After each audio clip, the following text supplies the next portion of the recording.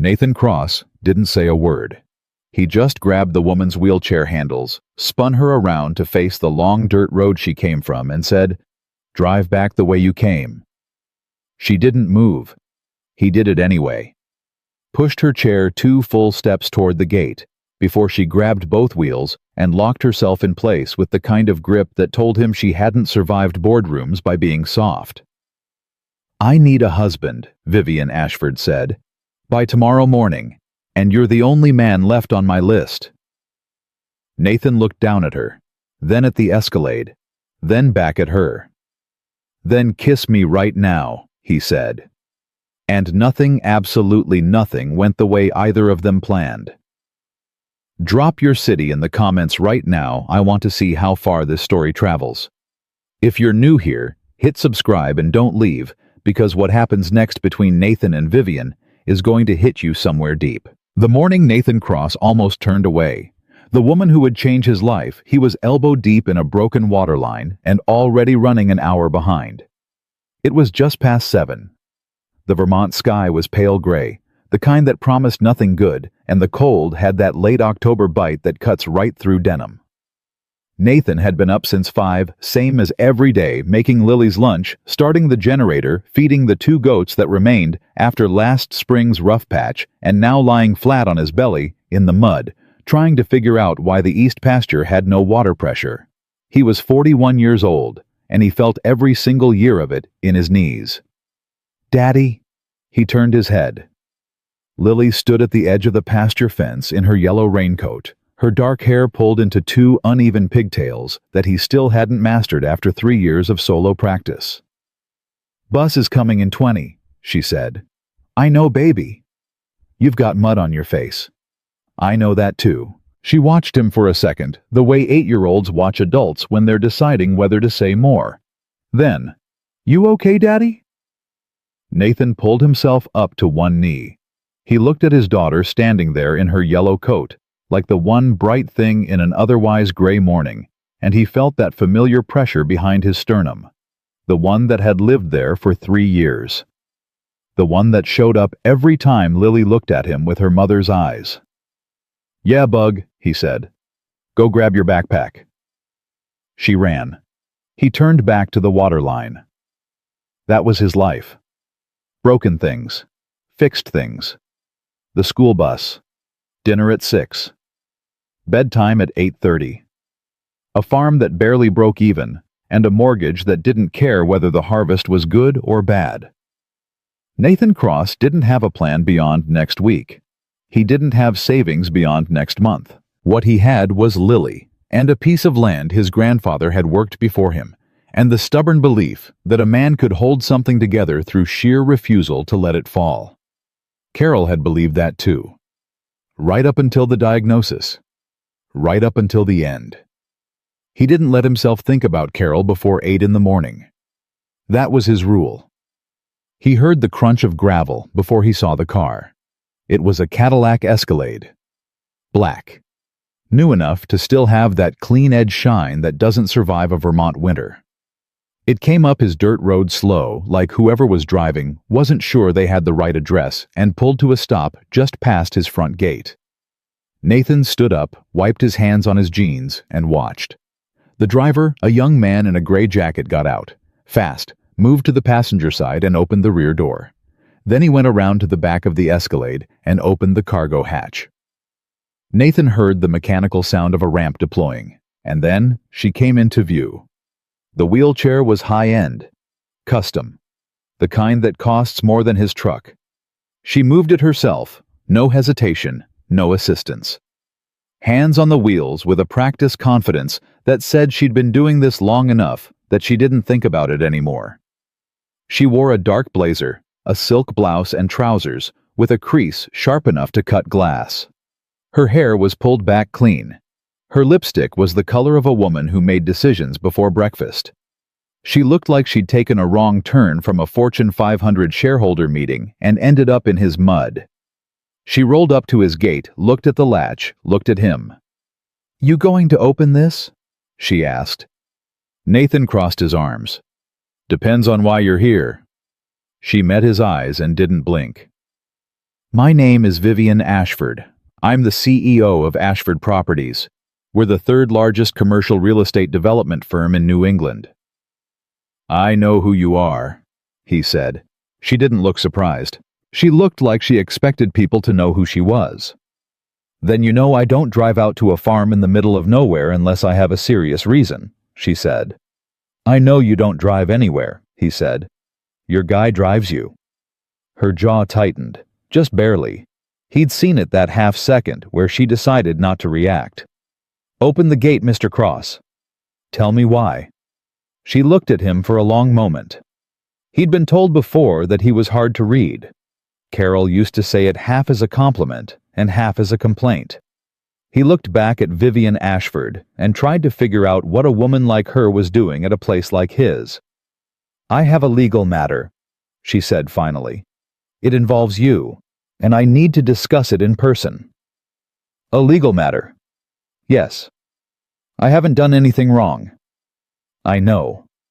I don't have any money. I know that too. He stared at her. She stared back. And for just a moment, one brief, unguarded second, he saw something flicker behind those dark eyes that wasn't confidence or corporate authority. It was something that looked more like desperation. Like a woman who had already been through a very long night and was holding herself together on willpower alone. He opened the gate. He gave her coffee because it was what you did.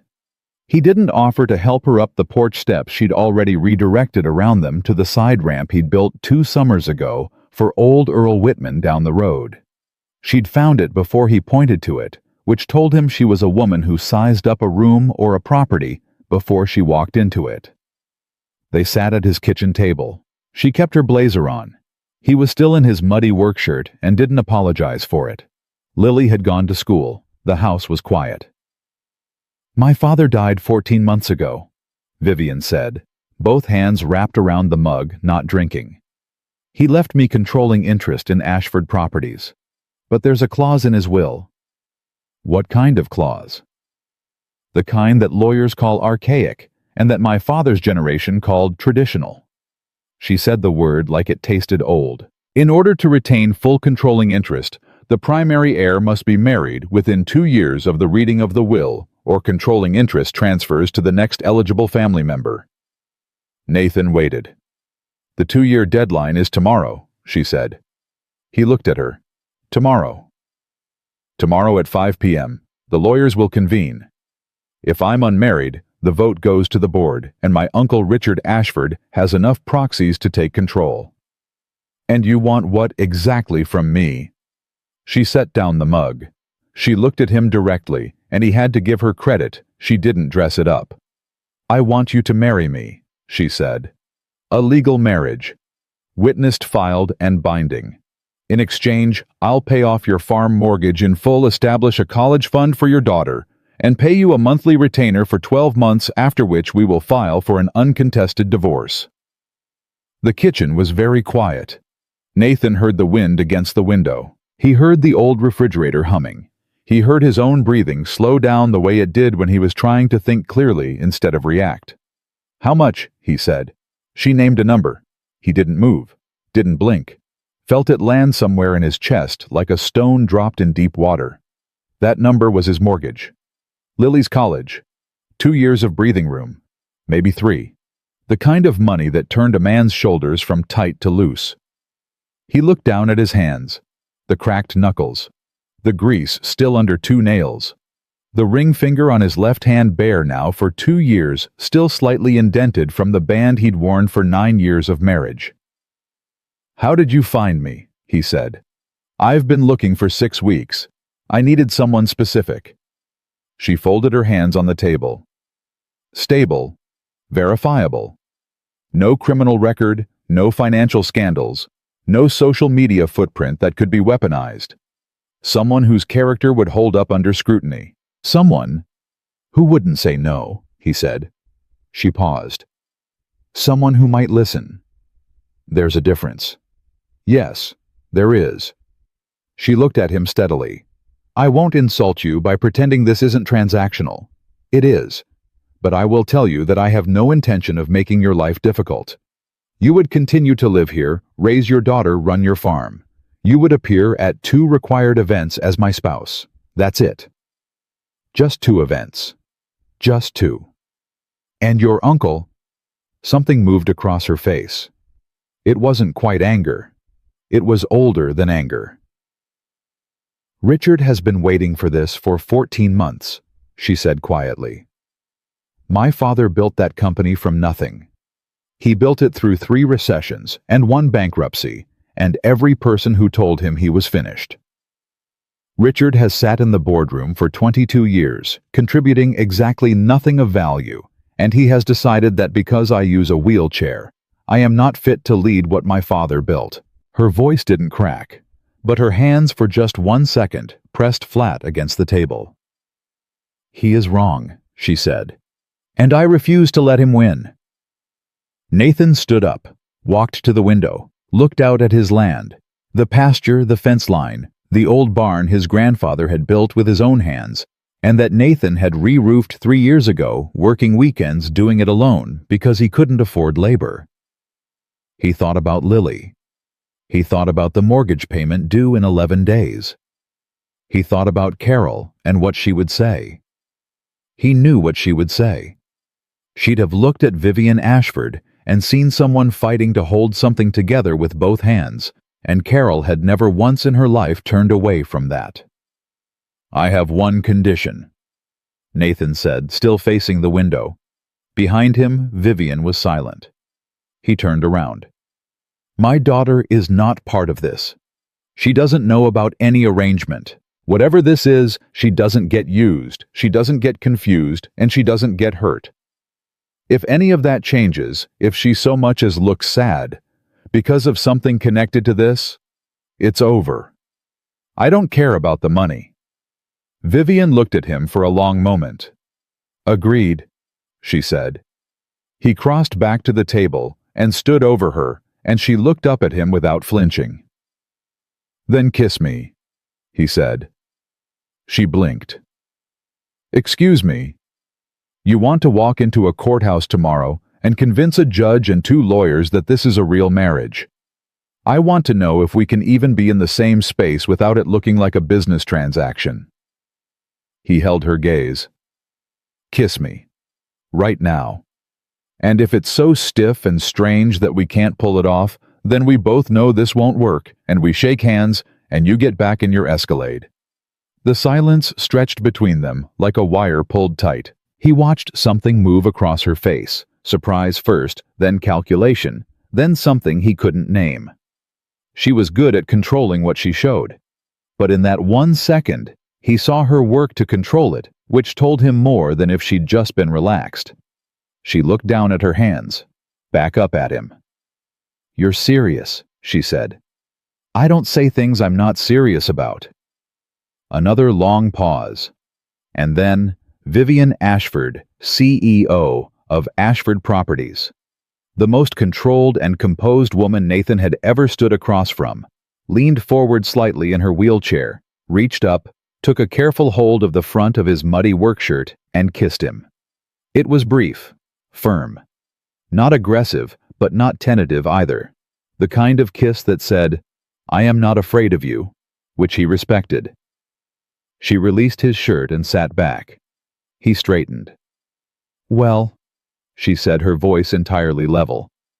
"That wasn't nothing." "No," he said. "It wasn't." He sat back down across from her, put his elbows on this table, looked at this woman, this stranger with her blazer and her titanium chair and her borrowed time, and felt the ground shift slightly beneath everything he thought he knew about where his life was going. "Tell me about the uncle," he said. Richard Ashford made his first move that same afternoon. Nathan found out about it not from Vivian, but from his neighbor Tom Bellamy, who ran the hardware store in town and heard things before anyone else did. Tom called at 3 o'clock, just as Lily's bus was pulling up the road. "Nathan, fella came in here asking about you this morning. Real smooth, wore a suit. Asked how long you'd had the farm, whether you were behind on payments, whether you'd had any trouble with the county. I didn't tell him anything useful."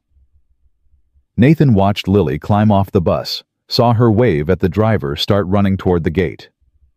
"What did he look like?" Nathan said. "60s, silver hair, like a man who's never carried anything heavier than a briefcase." "What did you tell him?"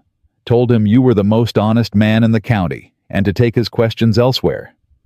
"Thanks, Tom."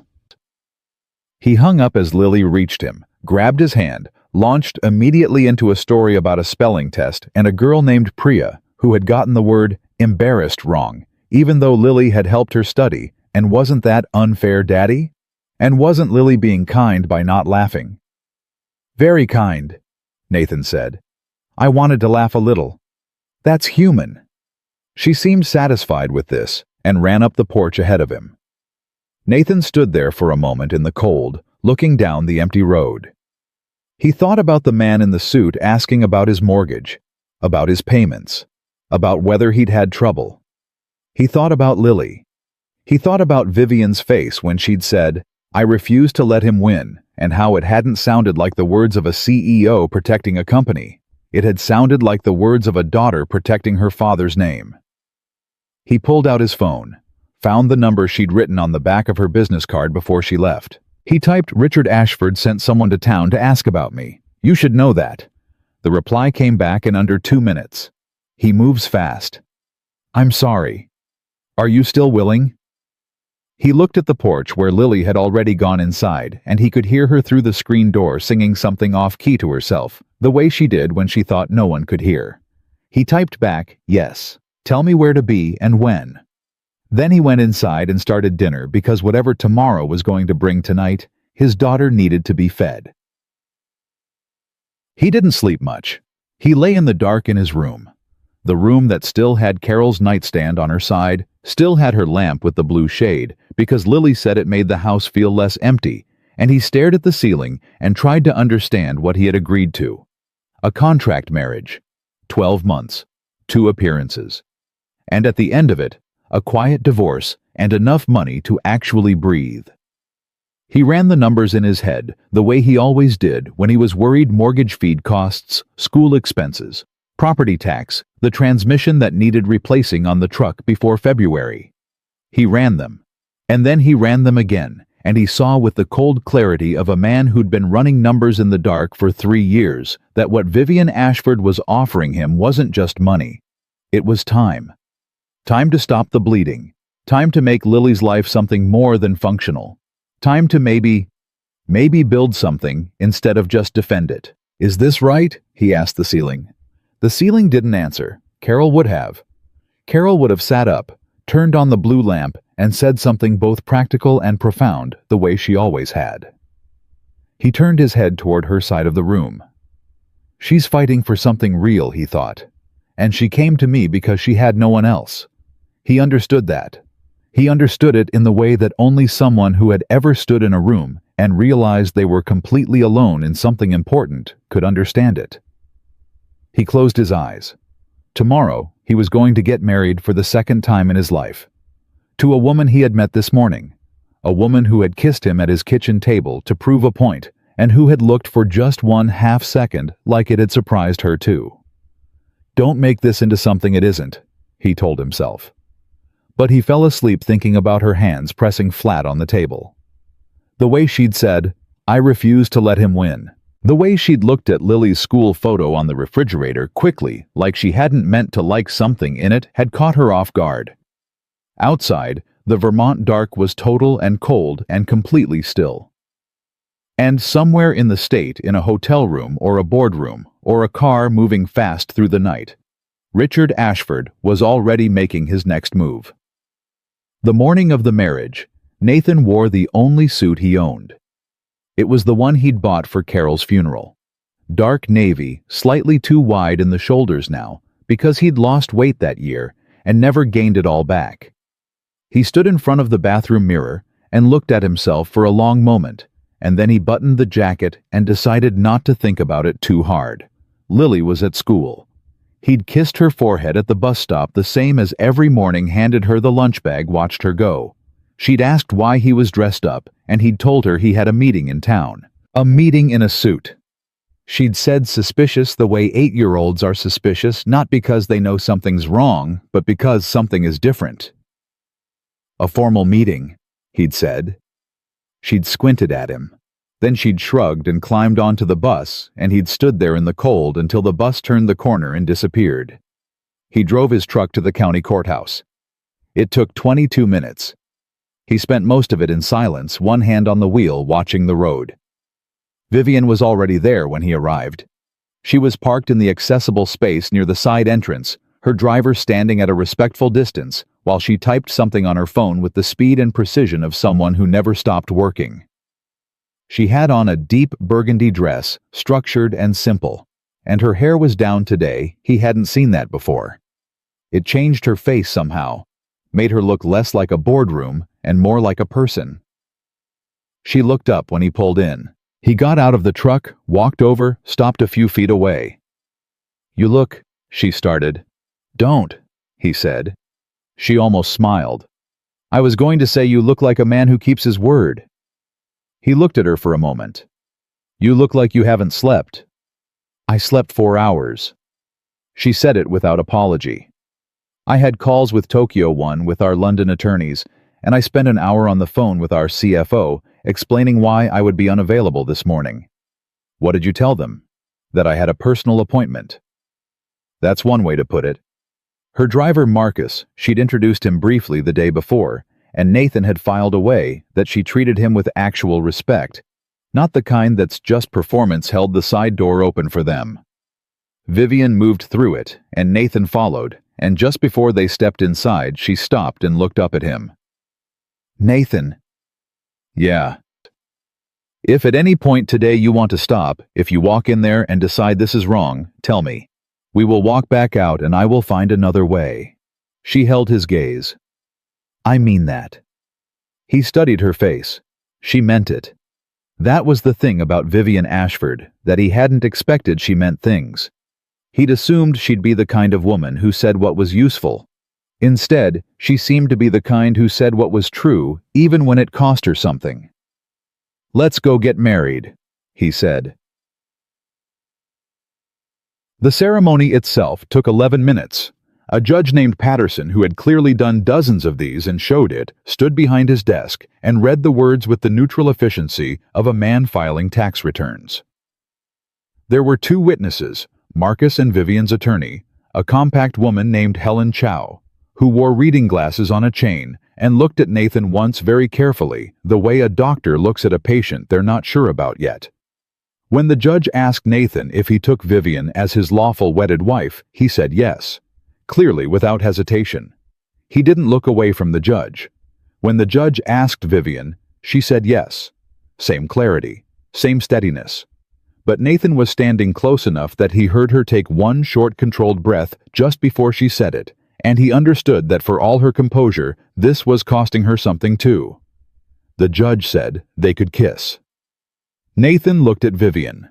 She looked at him. They were both perfectly still for a half second, and then he leaned down and pressed his lips to her cheek, brief and quiet, and she let him, and that was enough. Helen Chow signed the paperwork. Marcus signed the paperwork.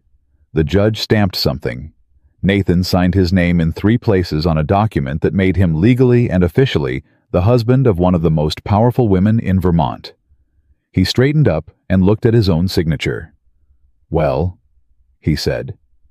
"Well," Vivian said. Helen Chow cleared her throat. "Vivian, I need you to review the board notification documents before 2 o'clock. Richard's attorneys have already filed a motion to inspect the marriage record. They're moving fast." Vivian didn't even blink. "Send them to me in the car. I'll have responses drafted before we reach the office." Nathan watched this exchange and said nothing. He was already beginning to understand what her life actually looked like, the perpetual motion of it, the way every moment had something pressing up against it. It was a different kind of exhaustion than the one he lived with, but he recognized exhaustion when he saw it. Outside in the parking lot, she stopped beside his truck, and he stood next to her, and they both looked out at the cold, gray morning for a moment without speaking. "Thank you," she said finally. It was quieter than anything she'd said inside. Don't thank me yet, he said. Your uncle's already moving. I know. She pressed her lips together. He'll try to make this look fraudulent. He'll look for inconsistencies. He'll interview people who know you, people who know me, and he will look for any gap between what we say and what people actually believe. So what do? She looked at him sideways. We become convincing. He wasn't sure what that meant yet, but he nodded once. I have to go to the office, she said. I have a board meeting at 4. Will you? She stopped. He watched her decide something. Would it be completely unreasonable to ask if I could come by the farm this evening to talk through what the next few weeks will look like? He thought about Lily. Thought about his promise. Thought about the man in the suit Tom Bellamy had described asking questions about mortgage payments. Come at 7, he said. Lily will be in bed by 8:30. We can talk after. She nodded. She started to turn her chair toward the Escalade, and then she stopped and she looked back at him over her shoulder. For what it's worth, she said, I looked into you before I came to your farm yesterday. I read what I could find. The county records, the property history. I found a letter to the editor you wrote 3 years ago about school district funding. He frowned. You read that? You said, and I'm paraphrasing, that a community's integrity is measured not by what it builds, but by what it refuses to abandon. She held his eyes for just a moment. I thought that was true. I still do. Then Marcus opened the car door and she was gone, and Nathan stood in the parking lot in his funeral suit, married for the second time in his life, and tried to figure out exactly how he'd ended up here. Richard Ashford called him at 1 in the afternoon. Nathan was back in his work clothes, back in the mud, trying to finish what he'd started the morning before. His phone buzzed. Unknown number. He almost let it go to voicemail. Then something made him answer. Nathan Cross. He said it the way he always answered the phone, his name, like a statement of fact. There was a brief pause. Then a voice, smooth and unhurried, the kind of voice that had spent decades expecting to be listened to. Mr. Cross, my name is Richard Ashford. I believe you've recently been introduced to my niece. Nathan sat back on his heels. His jaw tightened once, then relaxed. He made his voice easy. Mr. Ashford? I'll get right to the point because I suspect you're a man who appreciates directness. Richard let that sit for half a second. You got married this morning. Congratulations. But you and I both know what that marriage is and what it isn't. Do we? Nathan said. My niece is a remarkable woman, genuinely. But she is also at this particular moment a woman under significant legal and financial pressure who has made a transaction she's dressed up as a relationship. I don't blame her. I blame the circumstances. A pause. I do, however, have a problem with a man who would allow himself to be purchased for the purpose of deceiving a corporate board and circumventing a legal will. Nathan said nothing. He knew men like this. Men who wrapped threats in the language of reasonableness because they'd learned it worked better. What do you want? Nathan said. A conversation. I'd like to meet with you privately without my niece's attorneys present and discuss what a mutual resolution might look like, one that works for everyone. Including you. Especially me, Richard said without any pretense of denial. I've spent 22 years building something in that company that my brother never properly acknowledged. Vivian has been at the helm for 14 months. She's talented. I'd never dispute that, but she is also isolated, increasingly erratic in her decision-making, and this... He paused. This marriage is the clearest evidence yet that her judgment has become compromised. Nathan felt something cold move through him. Not fear. Anger, the low, steady kind. She's the most clear-headed person I've met in a long time, he said. Silence. Then a small, careful exhale. I see. She's gotten to you already. She can be very... Mr. Ashford, Nathan said, I'm going to stop you there. I don't know you. I don't owe you anything. And I'd appreciate it if you didn't call this number again. He hung up. He sat there in the mud for a full minute, phone in his hand, staring at nothing. He thought about the word Richard had used. Purchased. The deliberate ugliness of it. The way it was designed to make Nathan feel small, to make the thing he'd agreed to feel dirty, so he'd want to distance himself from it. He thought about Vivian sitting across from him at his kitchen table. Hands flat on the table. I refused to let him win. He thought about a woman who had wheeled herself into a strange man's farm and asked for the most vulnerable thing a person can ask another person for, stand next to me, and had done it without flinching and without pretending it was anything other than what it was. He picked up the phone and texted her. "Your uncle called me." I hung up. "Thought you should know." Her response came in 4 minutes. "What did he say?" He typed, "That you're erratic, and your judgment's gone, and I've been purchased." A longer pause this time. "Then I'm sorry he contacted you. Are you all right?" He looked at that question for a moment. "Are you all right?" Not "what did you tell him?" or "did you say anything damaging?" "Are you all right?" He typed, "I'm fine. He's got nothing." She typed, "He has lawyers." He typed, "So do you." Another pause. Then, and he wasn't sure he was reading it right, but it seemed like the message came back slightly slower, like she'd thought about it. "Yes, I do." He put the phone in his pocket and went back to work. Bam. She arrived at 7 on the dot. He'd expected that punctuality seemed built into her the way the farm was built into him. Lily was still awake in theory in bed, but actually reading under her covers with a flashlight which Nathan had known about for 6 months and had not mentioned because Carol used to do the exact same thing. He opened the front door before Vivian could knock. She looked up at him, then past him at the house. He'd cleaned it. Not staged it, just cleaned it, which in his case meant the dishes were done, and Lily's shoes weren't in the middle of the floor.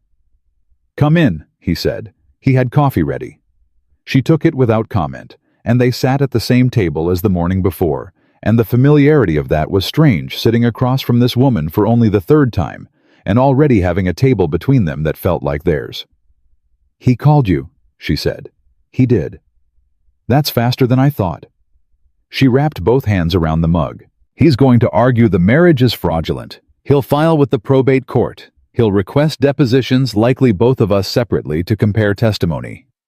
Then we make sure our testimony matches." "It's not just testimony." She looked at him directly. "People will watch us. Board members, attorneys, Richard's private investigators. Yes, he has them. They'll look at how we interact in public. Whether we know small things about each other, whether we look like two people who chose each other, or two people reading from a script." Nathan leaned back. "So what do you suggest?" She hesitated. He caught it she wasn't used to hesitating. "I think I need to spend more time here, on the farm, so that if someone asks me what your kitchen looks like, or how you take your coffee, or what your daughter likes for breakfast." She stopped. "You'd know," he finished. "Yes." He thought about that. Thought about Lily asleep down the hall. Thought about the careful wall he'd built between this arrangement and his daughter's life. "She can't know it's," he started. "I know," Vivian said, and her voice was gentle in a way he hadn't heard from her yet. "I won't pretend to be something to her that I'm not. I'll just be a person who comes by sometimes. People do that." He looked at her for a long moment. There was something almost careful about her when she talked about Lily, cautious, like someone who understood that some things are not negotiable and didn't want to push against them. "What was her mother like?" Vivian asked. He wasn't expecting that. He looked up. She wasn't looking away. "You don't have to," she said. "No, it's—" He stopped, sat with it for a second. Carol was funny. Genuinely funny. The kind of funny that's also honest. She could make you laugh and make you feel like she'd just told you something true at the same time. He looked at his hands. She was the one people called when something was wrong. Middle of the night didn't matter. She always picked up. Vivian was quiet. "She died 17 months after the diagnosis," he said. Fast for that kind of cancer, which the doctor said was either lucky or unlucky depending on how you looked at it. He exhaled. Lily was 5. How old were you? 38? She nodded slowly. Didn't say she was sorry. He appreciated that he'd heard "I'm sorry" 10,000 times, and it never landed anywhere useful. She just let it be a true thing that had happened, which was more respectful. My mother left when I was 11, Vivian said. He hadn't expected that either. She didn't want the corporate life. She didn't want the pressure of being in Ashford. She left my father a note that was 5 sentences long and drove to Oregon. I haven't spoken to her in 26 years. And your father? A long pause. He was brilliant, demanding. He loved me the way men of his generation loved daughters. Which is to say, he was proud of me in every room except the one where decisions were being made. She turned the mug in her hands. He put the marriage clause in his will 2 years before he died. He never told me. The first I heard of it was from the attorney 1 week after the funeral. She looked up. I think he thought he was protecting me. I think he didn't know how to say out loud that he was afraid I'd be alone. Nathan looked at her. Were you alone? She met his eyes. Yes, she said simply and without self-pity. Mostly. The kitchen was very quiet. Upstairs he heard Lily shift in her bed, the small creak of it that he'd learned to read the way sailors read the weather. She was turning over, still awake probably, but winding down. My father's name was James, Vivian said. He started the company with $40,000 and a storage unit full of architectural plans. He spent 30 years turning it into something that mattered. Her voice dropped just slightly.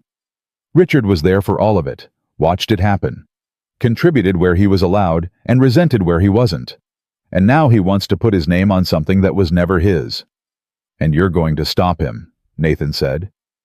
She looked at him with those dark, controlled eyes, and underneath the control, he saw the thing he'd seen at the gate the morning before. Not desperation now, but something steady and immovable. The look of a person who had decided something a long time ago and had not changed their mind. Yes, she said. I am. He nodded once. They talked for another 2 hours. The practical things, the small things, the details that would matter under cross-examination. He learned that she kept her office at 68 degrees because she ran cold.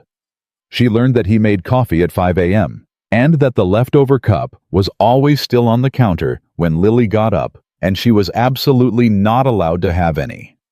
He learned she'd been using a wheelchair since a car accident at 24 during her last year of business school, and that she had spent exactly 3 weeks feeling sorry for herself before she decided that was enough.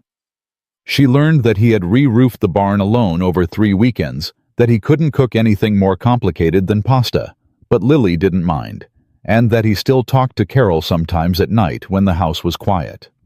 She didn't find that strange. She just nodded like she understood exactly what that was. At 9:40, she said she had to leave early calls again. He walked her to the ramp and watched Marcus come around to meet her, and she was already on her phone by the time she reached the Escalade. And then just before Marcus closed the door, she looked back at the house, just once. Quickly, the way she'd looked at Lily's school photo the day before, like she hadn't entirely meant to. Then the door closed, and the car pulled away, and Nathan stood on the porch in the cold, and thought about a woman who had spent 26 years learning how to need nothing from anyone. He went inside and turned off the porch light. Down the hall, Lily's flashlight clicked off. He heard it through the wall. He stood in the kitchen for a moment, alone with the sound of the old refrigerator and the wind and the particular quiet of a house where someone is sleeping, and he tried very hard to keep this thing in its correct box, the box labeled Arrangement Transaction, 12 months. But the box kept feeling smaller than it had the morning before, and he wasn't entirely sure what to do about that. She came back the next evening, and the one after that.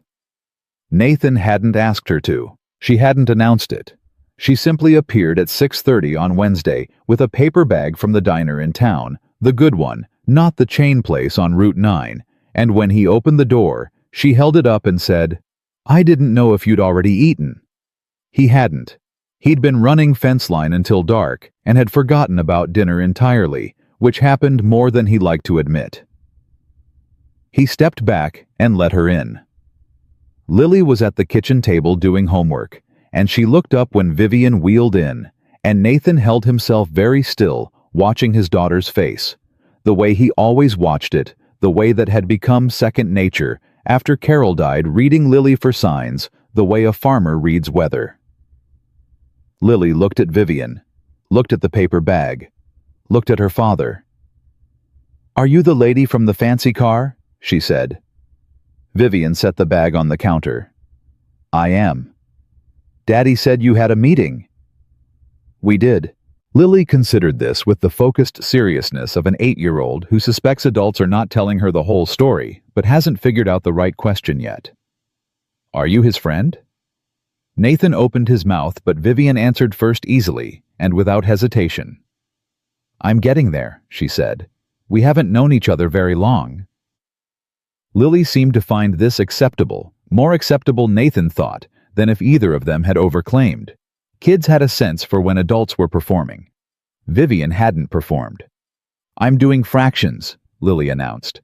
"I hate them." "Most people do at first," Vivian said. "Did you hate them?" "I used to race through them so I could get to algebra faster," Vivian said, which looking back was probably not a healthy approach to frustration. Lily stared at her. "You actually like math." "I run a company. Math is the only thing that tells you the truth." That landed somewhere in Lily's brain. Nathan could see it, the small recalibration that happened when an adult said something that surprised her. She looked back down at her worksheet, then back up. "Can you help me with this one? Daddy tries, but he does it a different way than my teacher, and it makes it more confusing."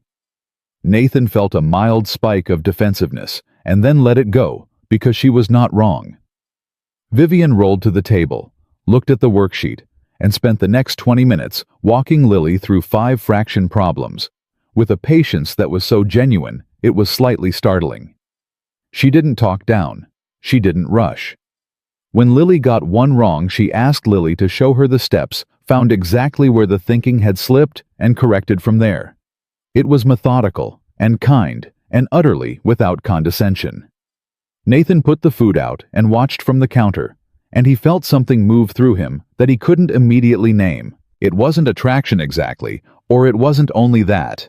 It was something closer to recognition. The particular feeling of watching a person be completely themselves and finding that the person they are is someone worth knowing. He didn't say anything about it. He set 3 plates on the table and called them both to eat. After dinner, Lily went to bed on time without the usual negotiation, which Nathan noted with some suspicion. He suspected Vivian's presence had introduced an element of wanting to seem mature.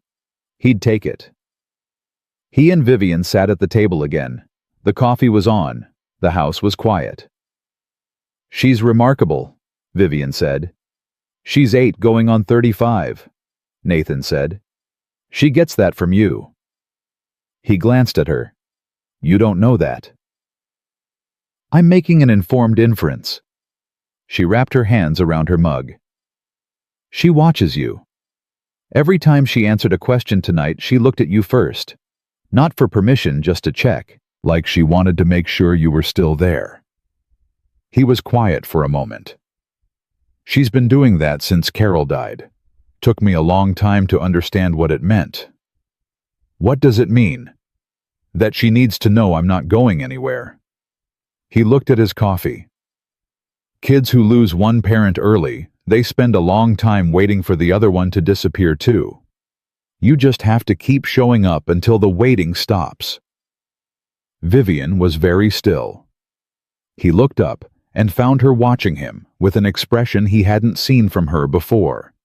Not the composed CEO, not the woman steeling herself against a difficult situation. Just someone being quietly moved by something true. "Has the waiting stopped?" she asked. "Mostly," he said. "Almost." She nodded slowly. Then she opened the leather folio she'd brought with her and slid a document across the table. "I need you to look at this. Richard has filed the challenge with the probate court. The hearing is in 3 weeks." Nathan picked it up. He wasn't a lawyer, but he'd read enough contracts in his farming life to follow the structure of a legal argument. He read it twice. "He's saying we met through a matchmaking service," he said. "His investigator found a gap. I used a private consultant to help me identify candidates. Richard is framing that as a commercial transaction." She pressed her lips together. "It's not inaccurate in the technical sense, but he's presenting it as evidence of premeditation and fraud, rather than simply problem-solving under time pressure." "What does Helen say?" "Helen says our best defense is authenticity. That if this marriage is going to survive legal scrutiny, it needs to look and feel like more than a contract." Nathan set the document down. "What exactly does that mean in practice?" "There's a company event in 10 days. The annual Foundation Gala. Ashford Properties funds a children's literacy program across 4 states. It's attended by board members, major donors, local press. Richard will be there." She looked at him steadily. "I'd like you to come with me, as my husband." He thought about it. "A gala?" "Yes. I own 2 suits. One of them I wore to my wife's funeral, and the other I wore to our courthouse yesterday." "I'll handle the suit." "I don't want you to handle the suit." She tilted her head slightly. "Nathan?" "I'll get a suit," he said. "I can afford a suit." He paused. "I think." She looked at him for a moment, and then something happened that he hadn't seen before. She laughed. It was brief and quiet, more exhaled than voiced, but it was real. It changed her whole face, made her look younger and less armored, and like someone who hadn't laughed enough lately, and was surprised to find herself doing it now. "Okay," she said. "You'll handle the suit." He found that he wanted to make her laugh again. He noted the want and set it aside. "Tell me about the board members I'll be meeting," he said. The next 10 days moved in a rhythm Nathan hadn't expected. Vivian came to the farm 4 more times, once in the evening, twice on weekend afternoons, once on a Saturday morning, when she appeared with coffee from the good place in town, and found him on the barn roof, replacing 2 boards that had warped over the winter. She'd looked up at him and said, "Is that safe?" "Mostly," he'd said. "That's the same thing you said about the fence repair yesterday." "Most things are mostly safe." She'd shaken her head, set the coffee on the porch railing, and pulled out her laptop, and she'd worked from his porch for 3 hours while he worked above her, and it was the most companionable silence he'd experienced in longer than he could remember. Lily had started calling her Viv. Nathan hadn't engineered that it happened on the 3rd visit, when Lily had needed help finding a word for her book report and had called from the kitchen. "Vivian, how do you spell perseverance?" And Vivian had called back the letters without looking up from her screen, and somewhere in that exchange, the formality had just quietly dissolved. He watched it happen and felt that thing in his chest again. The box labeled arrangement getting smaller. He talked to Tom Bellamy about it obliquely over hardware store coffee on a Thursday morning. Tom was 64 and had been married to the same woman for 39 years, and had opinions about most things which Nathan valued, because Tom's opinions were usually arrived at honestly rather than defensively. "There's a woman spending time at the farm," Nathan said. Tom looked at him over his mug. "I heard." "What did you hear?" "That she drives a vehicle worth more than your barn, and that Lily calls her Viv." Tom set down his mug. "Is this the Ashford woman?" "Yes." Tom was quiet for a moment. "What does she want?" "It's complicated." "It always is." Tom refilled his coffee. "Do you like her?" Nathan looked at the counter. "I'm trying not to make this into something it isn't." "That's not what I asked." He looked up. Tom was watching him with the patient, undramatic attention of a man who'd known him since he was 32 and newly moved to the county and had no idea what he was doing. "Yeah," Nathan said. "I like her." Tom nodded once, like that settled something. Then stop trying not to and figure out what's real. He picked up his mug again. Life's short, Nathan. You already know that better than most. Nathan drove home thinking about that and not arriving at any comfortable conclusions. Richard made his second move on a Tuesday. Nathan got the call from Helen Chow at 2 in the afternoon. He was in the feed store. He stepped outside into the cold to take it. Mr. Cross, Helen said, Richard Ashford has filed a motion to compel a deposition from your daughter. The cold seemed to get colder. Lily. He wants to depose her as a material witness. His argument is that as a member of your household, she has direct observational access to the nature of your relationship with Vivian. She's 8 years old, Nathan said. His voice came out quiet. That was always the sign with him when he got quiet. He was far past the point where other men raised their voices. His attorneys will argue she's a competent witness. Vermont law doesn't set a hard age minimum for, he wants to put my 8-year-old daughter in a room with lawyers and ask her questions about her father's marriage to test whether it's real. He said it evenly so there was no ambiguity about what was happening. Helen paused. Yes, that's essentially what he's attempting. Is he going to get it? We'll fight it, but I want you prepared for the possibility. He's not getting near my daughter, Nathan said, still quiet, still even.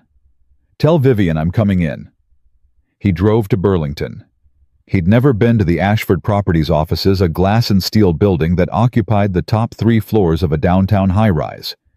The lobby had a security desk and marble floors and a kind of purposeful silence that he associated with places where large sums of money made decisions.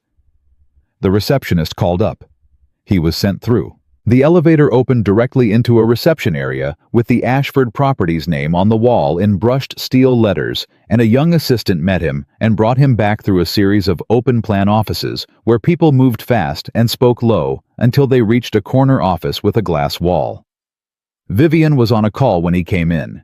She looked up, read his face in approximately 1 second, and said into the phone, "I'll call you back." She hung up. "Helen told you," she said. "He wants to depose Lily." "I know. We're going to block it. Helen is drafting the opposition motion tonight." "I want to talk to Richard," Nathan said. She went very still. "Nathan, not through lawyers. I want to sit across from this man and look him in the eye." He moved to the chair across from her desk and sat, and she watched him. "I'm not going to threaten him. I'm not going to make anything worse. I just want to understand exactly what kind of man is willing to put a child in a deposition room to win a corporate power struggle." Vivian looked at him for a long moment. He could see her calculating the risk of it, the strategy, the ways it could go wrong. "He'll use it," she said. "He'll say you came to intimidate him. He'll file something." "Let him." Nathan leaned forward. "Vivian, he went after Lily. That crossed a line that has nothing to do with your company or your will or any of this. I'm not asking for permission. I'm telling you what I'm going to do." She held his eyes. He held hers. And then very slowly she nodded. "He has an office on the 2nd floor," she said. "He's usually there until 5 on Tuesdays." Richard Ashford's office was smaller than Vivian's and arranged to look larger, a trick Nathan recognized from men who cared about perception. The desk faced the door so that whoever entered always saw Richard first, always had to cross the room toward him, always arrived in a position of approach rather than equality. Richard looked up when Nathan walked in without knocking. He was in his 60s, silver-haired, trim, in the way of men who ate carefully and exercised out of vanity rather than health. His face showed a flicker of surprise that he controlled almost immediately, which told Nathan he'd been expecting this visit, just not this soon. "Mr. Cross," Richard said. He gestured to the chair across the desk. "Please." Nathan sat. He didn't lean back.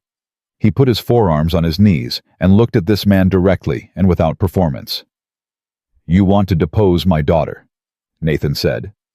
Richard folded his hands on the desk. My attorneys believe she's a relevant witness to the nature. She's 8, Nathan said. She lost her mother 3 years ago. She is 8 years old, and she has worked very hard to feel safe again, and you want to put her in a room with lawyers and question her about her father's personal life to score a point in a business dispute. He let that sit in the air for a moment. I want to make sure you understand exactly what you're choosing to do, not through a legal filing. I want to look at you and make sure you understand it. Richard's expression remained composed, but his hands, Nathan noticed, pressed slightly harder against each other. The courts will decide what's relevant, Richard said. Sure they will, Nathan said. And Helen Chow is going to make your attorneys regret filing that motion. But that's not why I'm here. He leaned forward slightly. I grew up without much. I made my living with my hands on ground my grandfather worked. I have one thing in this world that matters more than everything else, and her name is Lily, and she is not collateral in your fight with your niece. He stood. I want you to hear that from me directly, not from a lawyer, from me. Richard looked up at him. Something moved behind his eyes. Nathan couldn't tell if it was anger or something older, something that looked for just a moment like shame. You think you know what this is about, Richard said. I know exactly what this is about, Nathan said. A man who wanted something for 22 years and watched it get given to someone else and decided the reason it wasn't his was her disability and not his own limits. He said it without cruelty, just flatly like something observed. That's a hard thing to carry, but it's yours to carry, not hers, and not my daughter's. He left without waiting for a response. He took the elevator down, walked through the marble lobby, went back out into the cold. He sat in his truck for a few minutes without starting it. His phone buzzed. Vivian. Marcus said you just left the building. Are you okay? He typed. Yes. He won't drop it. But he heard me. She typed. How do you know? He thought about Richard's hands pressing together, the way something had moved in his eyes. He typed, because he's not a man without a conscience. He's just a man who buried it under something he wanted badly enough. A long pause. Then, come back upstairs. I'll have someone bring dinner in. I don't want you driving back in this mood. He looked at the message. He thought about going back up there, the marble lobby, the glass building, the brushed steel letters. He thought about her office and the way she'd looked at him when he'd said, I'm not asking for permission. He typed, I'm fine to drive. She typed Nathan, just his name, nothing else. He sat there another moment. Then he got out of the truck and went back inside. They ate in her office takeout from a Thai place 2 blocks away. Sitting across from each other with the city spread out below the windows, neither of them was facing. Helen Chow called midway through to report that the opposition motion was drafted and strong. Vivian listened, asked 3 precise questions, and hung up. She thinks we'll get it blocked, Vivian said. Good. She set down her fork. What you did today going to Richard? I know it was outside the plan. I wasn't going to criticize it. She looked at him steadily. I was going to say that no one has ever done something like that for me before. Something that had nothing to do with strategy and everything to do with just being in my corner. He looked at her across the takeout containers and the legal papers and the view of a city he didn't belong to. You should have people in your corner, he said. She held his gaze, and he watched her receive that, watched her sit with it, the way people sit, with something they've wanted to hear for a long time, and aren't quite sure how to hold once they have it. You came up here, she said quietly. You didn't have to.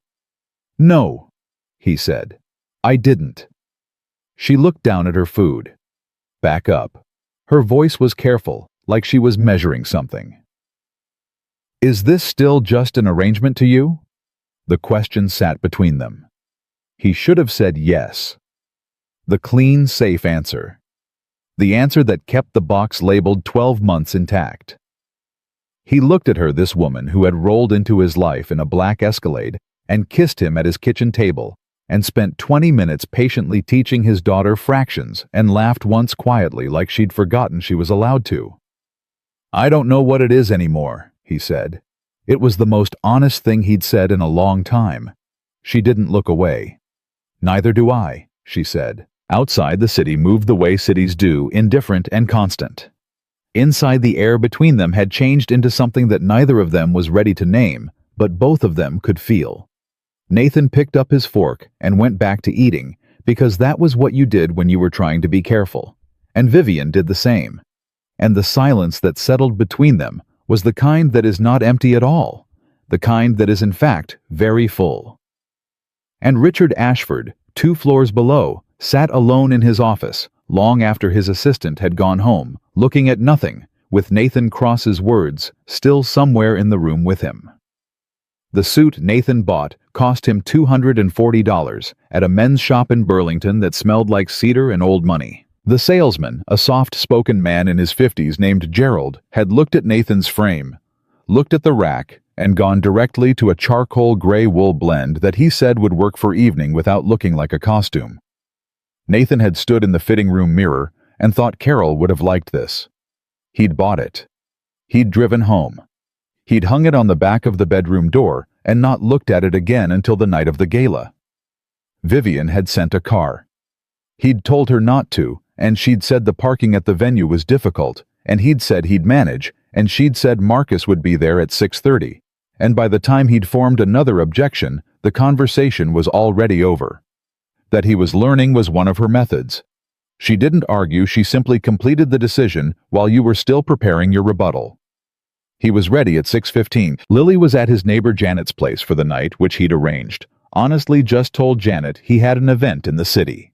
Janet hadn't asked follow-up questions, which was one of the things he valued about Janet.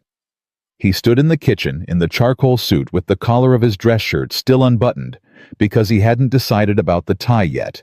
And he looked at the photo of Carol on the refrigerator. Lily had put it there 2 years ago, with a magnet shaped like a sunflower, and he said quietly to the kitchen, "I don't entirely know what I'm doing."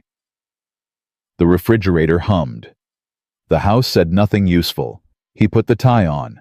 Marcus knocked at 6:30 exactly. The gala was held in a restored 19th century mill building in downtown Burlington that had been converted into an event space, exposed brick-high ceilings, the kind of venue that said money but not vulgarity. There were perhaps 200 people already inside when Nathan arrived. He found Vivian near the entrance, talking to 2 board members whose names he'd memorized from the dossier she'd given him a week ago. She was in a deep green dress that was elegant without trying to be her hair pinned back with a simplicity that he suspected had taken considerable effort. She had a glass of sparkling water in one hand and was making a point about quarterly projections with the focused intensity of someone who is simultaneously managing a conversation and a room. She saw him come through the doors. Something shifted in her expression, not dramatically, not in a way the board members would have caught. Just a small thing, a fraction of tension he hadn't known she was carrying releasing itself. She said something brief to the 2 men who nodded with the deference of people who have been trained to nod, and she moved toward him. "You came," she said. "I said I would." She looked at him, the suit, the tie, the fact that he'd gotten a haircut that week, which he'd done himself, and which Tom Bellamy had diplomatically called an improvement. "You look good," she said. "No preamble, no qualification. You look like you've been working since 4 a.m. He said. She almost smiled. 5. He fell into step beside her, or rather he walked, and she moved, and they found a rhythm that he realized after a few minutes had become natural. Somewhere in the past 10 days, without either of them deciding it, they'd stopped thinking about how to occupy the same space and had just started doing it. She introduced him to the board members, 6 of them present, which she'd warned him about. He shook hands, made eye contact, answered questions about the farm, with the easy, unhurried manner of a man who knows what he is and doesn't need to apologize for it. He watched the board members recalibrate. They'd come in expecting either a trophy husband or a rough-edged embarrassment, and he gave them neither. He gave them himself, which turned out to be sufficient. One of them, a woman named Patricia Wren, early 60s, who had the posture of a former athlete and the eyes of someone who had survived a great deal, pulled him aside briefly near the bar. "I've known Vivian for 9 years," Patricia said. She wasn't aggressive about it, just direct. "I've watched her run this company with more precision and intelligence than most men I've worked with in 40 years of business. And I've watched her spend most of that time completely alone in it." Nathan held her gaze. "I know." Patricia studied him. "Do you?" "She told me about her father, about the will, about what she's fighting for." He kept his voice even. "I'm not naive about how this looks from the outside, Ms. Wren. I'm a farmer from Addison County who married a CEO 2 days after he met her. I understand the optics." He paused. "But I also know what it looks like when a person has been carrying something alone for too long and has finally stopped pretending they don't need help." Patricia was quiet for a moment. Her expression didn't change exactly, but something in it settled. "Take care of her," she said. "Not as a command, as a request." "I intend to," he said. Richard arrived at 8:15. Nathan was talking to a nonprofit director about the literacy program's expansion into rural school districts, a topic he had genuine opinions about, given that Lily's school district had been fighting for funding for 3 years when he felt Vivian's hand on his arm. Brief light. A signal. He looked up. Richard moved through the room with the ease of a man who had attended 100 of these events, greeting people by name, touching elbows, doing the particular kind of social maintenance that accumulates into power slowly and steadily over decades. He was good at it. Nathan gave him that. He made his way to them with the unhurried confidence of a man who had decided somewhere that he was going to be the most composed person in the exchange. "Vivian." He kissed her cheek. She accepted it with a stillness that Nathan recognized as controlled. "You look wonderful." "Richard." Her voice was level, warm enough to be polite and cool enough to be honest. Richard turned to Nathan. His eyes were doing the same thing they'd done in his office, reading, calculating, adjusting. "Mr. Cross, I didn't expect to see you here." "I'm her husband," Nathan said. Simply and without heat. "Where else would I be?" Richard's mouth curved in the way of a man who appreciates a well-placed line even when it's aimed at him. "Indeed." He accepted a drink from a passing server. "I trust you've both been briefed on the probate court schedule." "Our attorneys handle the schedule," Vivian said. "Tonight is our foundation's event. I'd like to keep those two things separate." "Of course." Richard sipped his drink. "How is the farm? Nathan, that east pasture water line giving you any more trouble?" It was a small thing. A perfectly calibrated small thing, designed to remind Nathan that he'd been researched, that Richard knew details of his life, that there was no part of Nathan's world that was outside Richard's reach if he wanted it. Nathan looked at him steadily. "Fixed it myself," he said. "Most things you can." Richard held his gaze for a moment. Nathan held it back. Then Richard turned back to Vivian and said something about the literacy program that was complimentary and entirely insincere, and Vivian responded, and the social machinery turned, and eventually Richard moved on to another cluster of guests. Vivian exhaled, just barely. "You all right?" Nathan said quietly. "He's telling people the marriage is under legal review," she said, her voice low and controlled. "I can see it in the way they're looking at us. He's been working the room since he got here." Nathan looked around the room. She was right, he could feel it, the quality of the attention. People glancing over and then looking away. The slight recalibration in conversations when they walked past. "Then let them look," he said. She looked at him sideways. He reached out and took her hand. It was deliberate. Not aggressive, not performed, just steady and clear.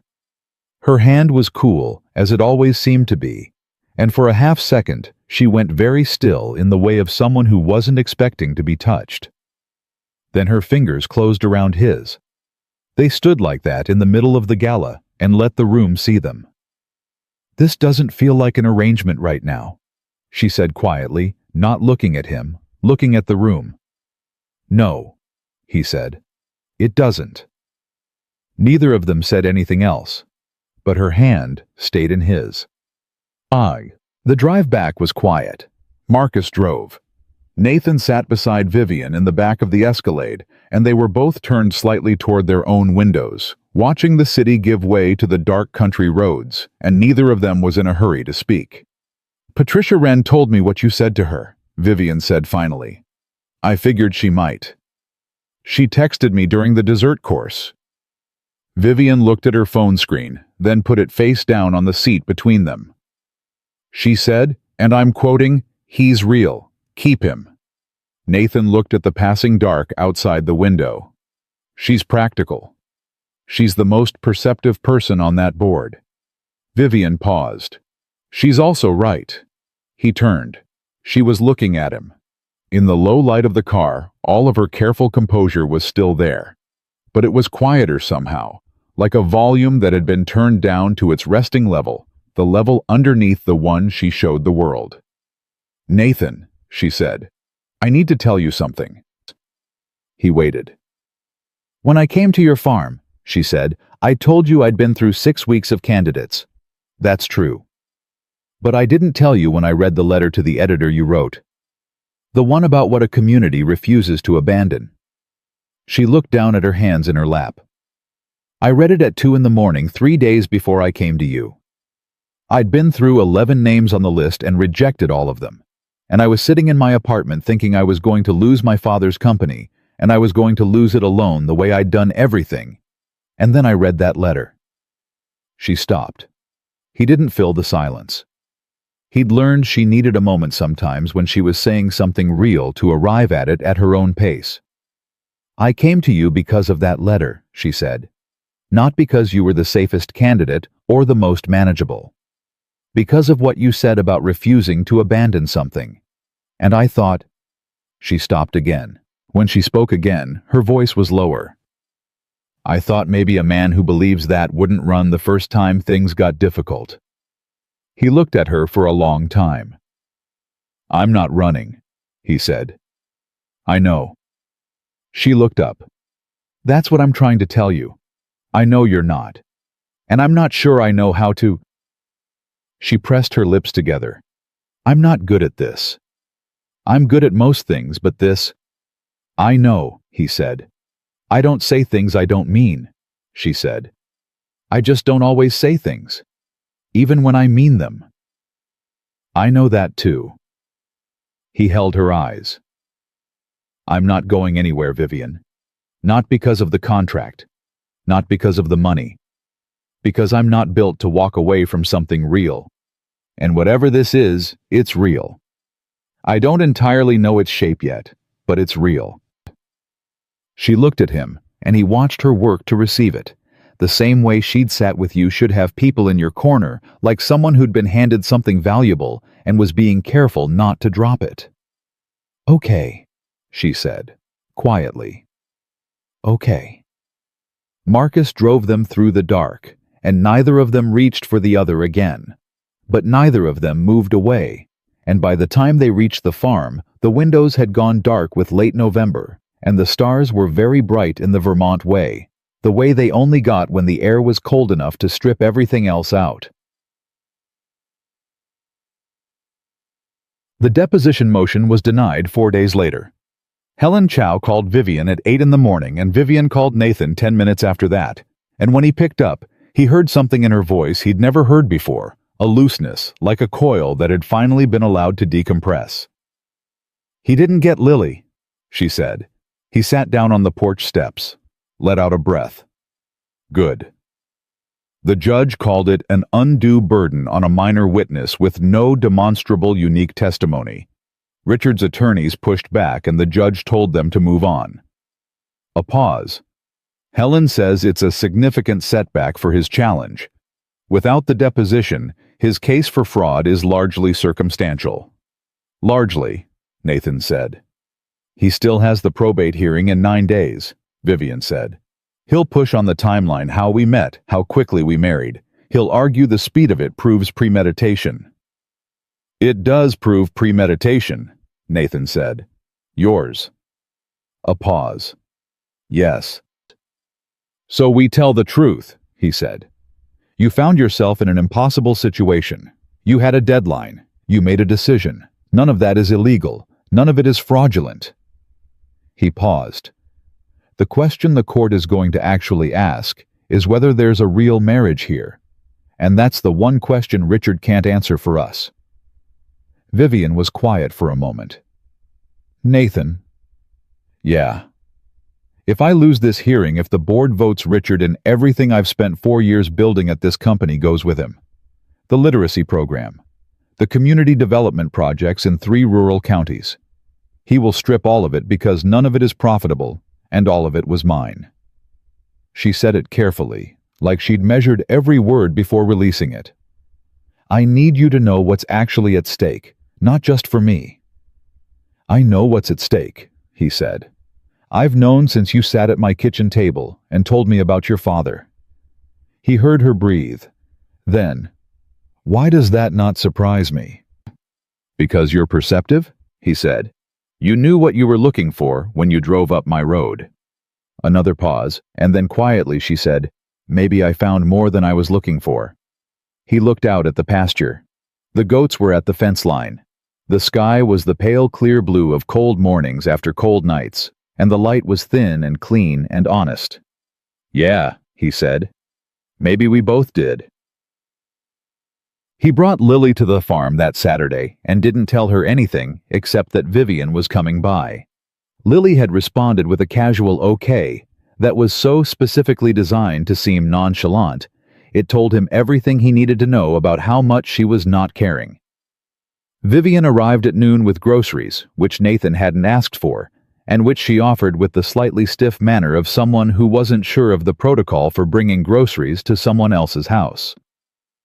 I looked up a recipe, she said, handing him 2 paper bags at the door. For chicken pot pie.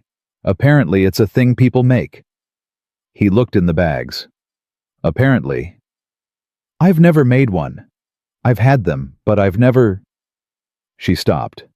This might be a disaster. Probably, he said. Come in. Lily materialized from somewhere. She had a gift for appearing at moments of maximum relevance and looked at the grocery bags and then at Vivian. Are we cooking? We're attempting to, Vivian said. Daddy burned the grilled cheese last Tuesday, Lily said. I'm aware, Nathan said. Both sides. Yes. Lily took one of the grocery bags with the authority of a child who has decided to be useful. I can read the recipe, she said. I'm a really good reader. I know, Vivian said. Your dad told me. Lily looked at Nathan quickly, the checking look, the making sure you're still there look, and he met her eyes and nodded small and steady. She looked back at Vivian and said, Come on, and led her to the kitchen. Nathan followed them both and leaned against the counter and watched his daughter stand on her step stool, reading a recipe aloud, while Vivian chopped vegetables with focused concentration. And he thought about Richard Ashford in his careful suit trying to make a case that none of this was real. He thought about what real actually meant. Real was Lily mispronouncing time and Vivian correcting her gently. Real was the sound of the chopping board and the heating oven and the old refrigerator humming in the background. Real was the particular chaos of 3 people making something together in a kitchen that had been too quiet for too long. Real was the way Lily looked at Vivian, not like a stranger, not like a concept, like a person, like someone who had earned a place at the table, not by claiming one, but by simply consistently showing up.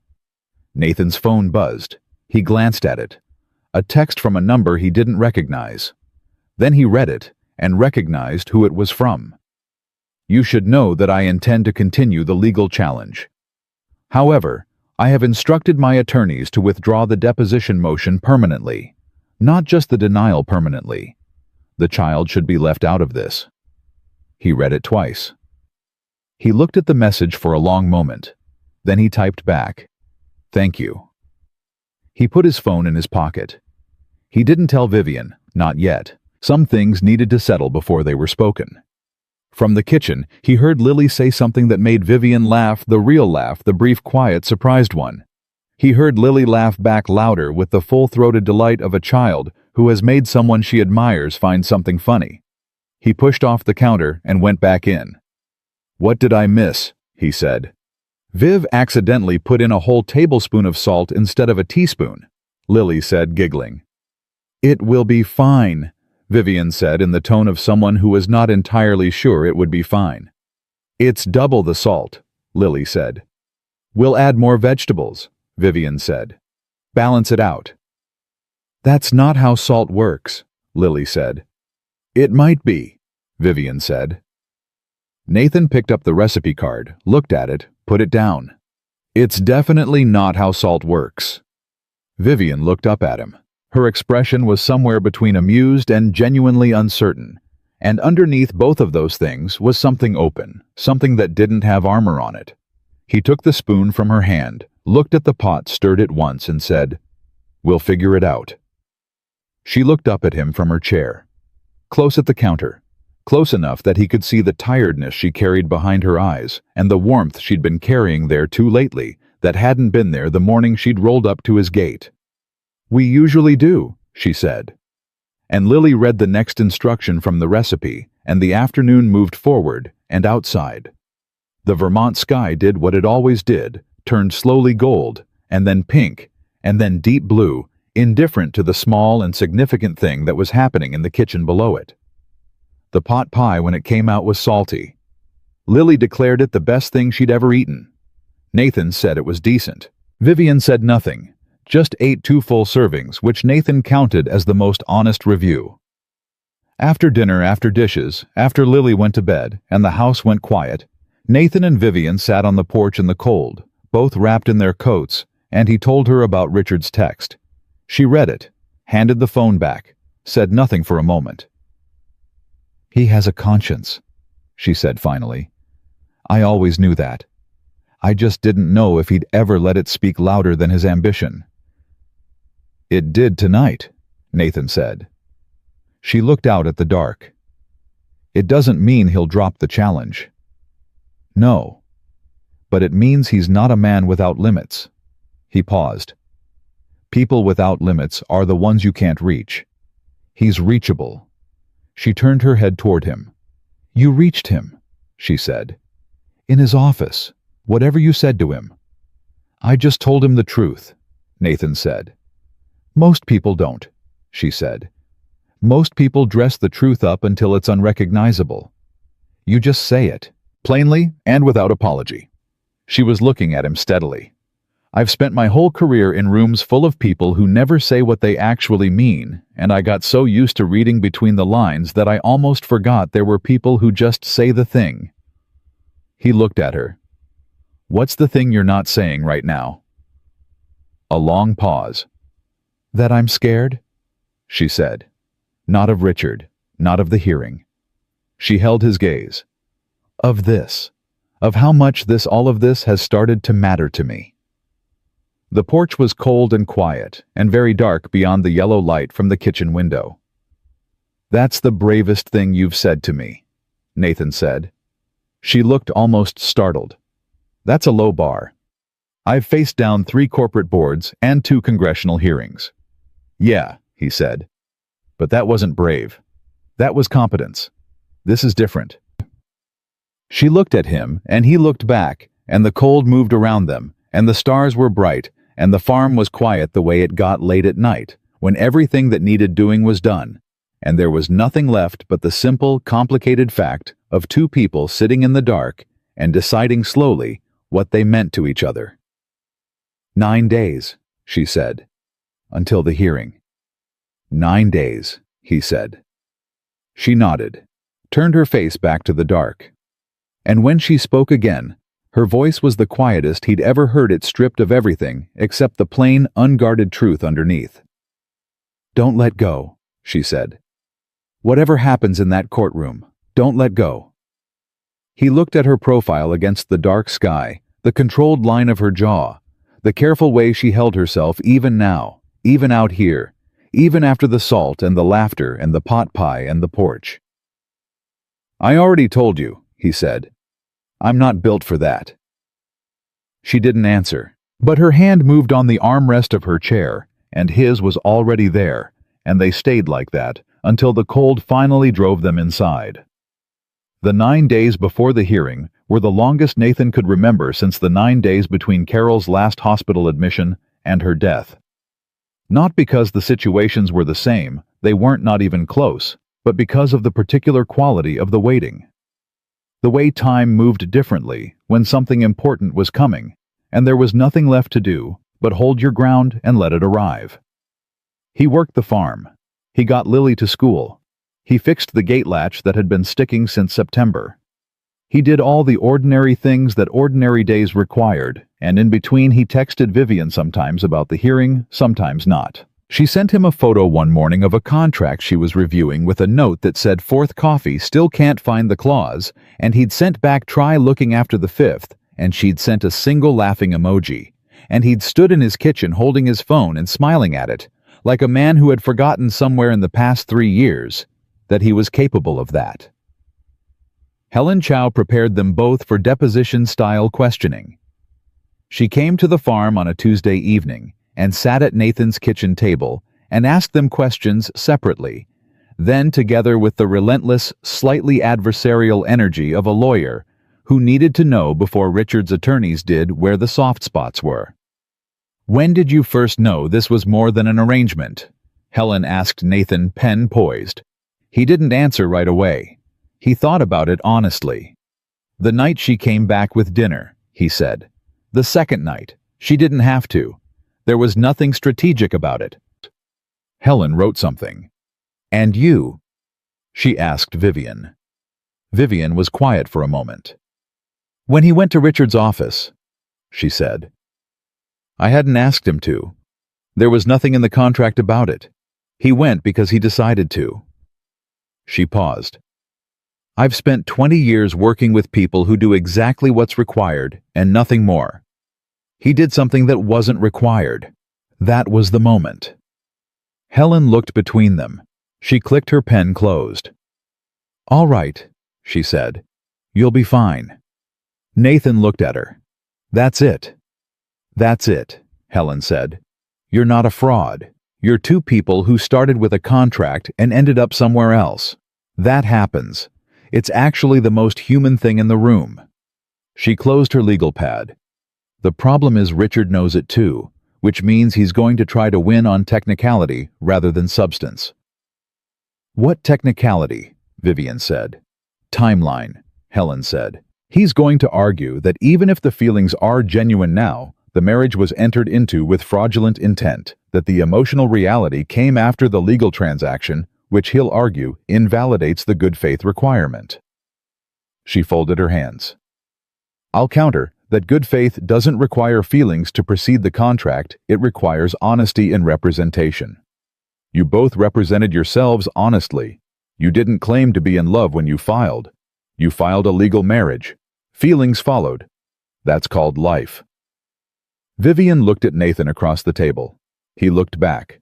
Helen gathered her things and let herself out, and the kitchen was quiet again, and Nathan poured the last of the coffee into 2 mugs and set one in front of Vivian and sat back down. "She's good," he said. "She's the best I've ever worked with," Vivian said. She turned the mug in her hands. "Nathan, if this goes wrong, it won't. But if it does..." She held his eyes. "I need you to know that whatever happens with the company, what happened here..." She gestured small at the table between them, at the kitchen at the house. "This doesn't go with it. I don't want you to think that if Richard wins, this falls apart. This isn't contingent on the outcome." He studied her face. She meant it. He could see the work it had taken to say it, the setting aside of the corporate reflex to tie everything to a result, to make every relationship contingent on its utility. "I know," he said. "Same for me." She nodded once, drank her coffee.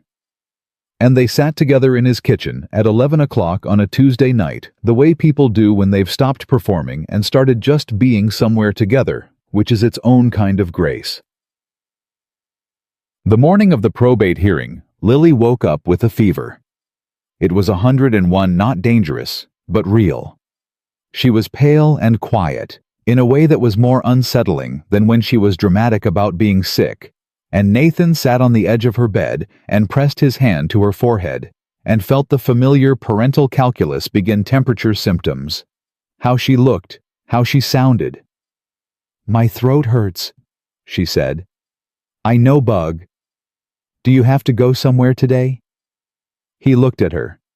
She was looking at him with her mother's eyes, that particular combination of needing something and trying not to ask for it.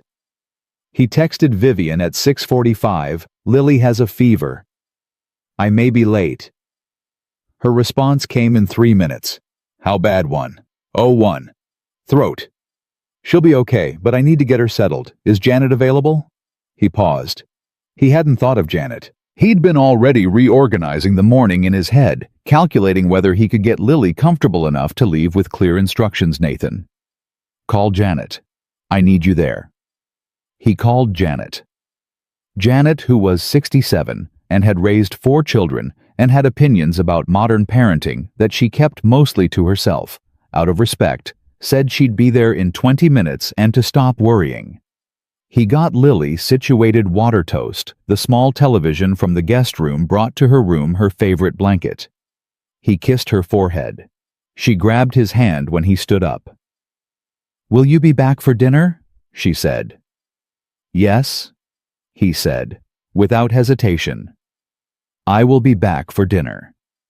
She let go of his hand and turned toward the TV, and he watched her for a moment.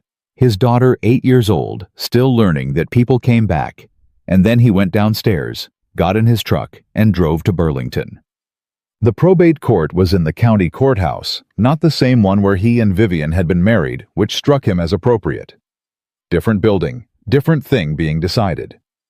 He arrived 18 minutes before the hearing. Vivian was already in the hallway, outside the courtroom, with Helen and 2 associates reviewing something on a tablet. She looked up when he came through the door. Something in her face shifted. The same thing as the gala, that fraction of tension releasing. He was beginning to understand it was what she looked like when she stopped being alone in something. "Lily," she said. "She's okay. Janet's with her." He came to stand beside her. "How are you?" "Ready," she said. Then quieter. "Scared." "I know." He stood next to her close enough that their arms touched. "That's okay." She looked up at him.